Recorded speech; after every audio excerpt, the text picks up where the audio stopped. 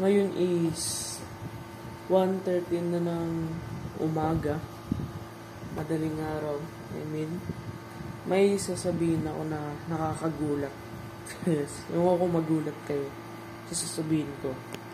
May nagka-problema kasing aking pag-e-editan. Kasi dito ako sa PC nag-e-edit. Yung pala, di ba panoorin yung mga vlogs ko pa, landscape, yung mga vlog ko. Yes. Gagawin ko is, di na ako mag-vlog ng ganun.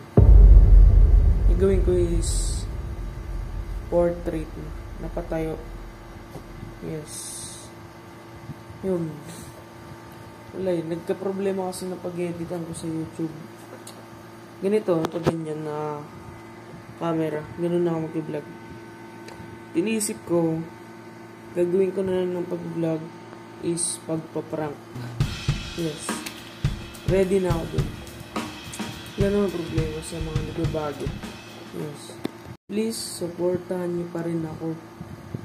Pagpapatuloy ko pa namin ng pagpa-vlog ko.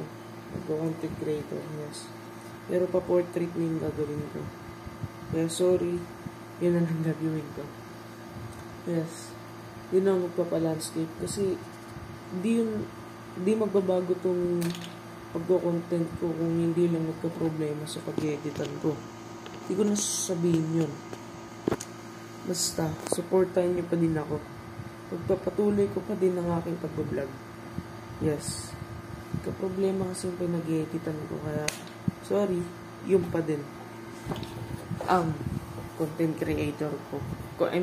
Ganun pa din yung mga content ko. Yes. Pero may kasamang prank. Yes. Kaya, abangan nyo ang prank videos ko.